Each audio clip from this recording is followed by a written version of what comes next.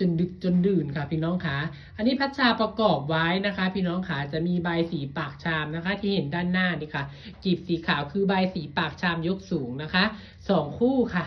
ส่วนตัวนี้นะคะพี่น้องขาคือใบสีพรมค่ะใบสีพรมแบบขายกสูงสง่าค่ะพี่น้องขาอันนี้คือใบสีพรม1คู่นะคะพี่น้องขาแล้วก็จะมีพานหมากภูนี่ค่ะนี่คือพานหมากภูนะคะพี่น้องขา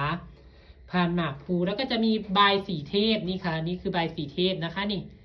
ที่มีกีบสีขาวนะคะใบสีเทพอีก1คู่นะคะพี่น้องขาพัชชาประกอบไว้เดี๋ยวพัชชาก็จะซีนแบบนี้พี่น้องขาเราก็จะซีนเอาแรปซีนพันไว้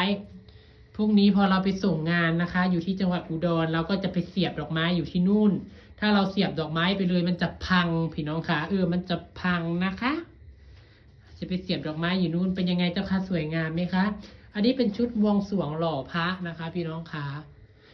งานแบบขายกสูงไม่ต้องใช้พานนะคะแต่ขานี่พัชชาจะติดดิ้นทองเข้าไปทุกอันเลยบ่พอเราติดดิ้นทองเข้าไปสีทองนะมันตัดกับสีเขียวพี่น้องขามันก็เลยดูสง่าดูสวยงามค่ะพี่น้องขานี่ค่ะอันนี้เป็นปากชามถ้าเป็นใบสีพรมดิ้นทองก็จะเป็นตัวนี้นี่ค่ะก็จะเป็นลักษณะแบบนี้เห็นบ่คะทุกอันเราให้ความละเอียดอ่อนบททุกอันเลยพี่น้องคะขอบอกขอบใจลูกค้าที่ไว้วางใจพัชชานะคะมีเวียกกับขานมีงานกับไส้นะคะพี่น้องคะนี่ค่ะสวยงามไหมคะฝากกดแชร์พัชชาด้วยนะคะพี่น้องค่ะค่ำคืนนี้ค่ะหลับฝันดีราตรีสวัสดิ์พัชชาก็จะไปเสียบดอกรักต่อค่ะเสียบไว้เตรียมไว้นะคะ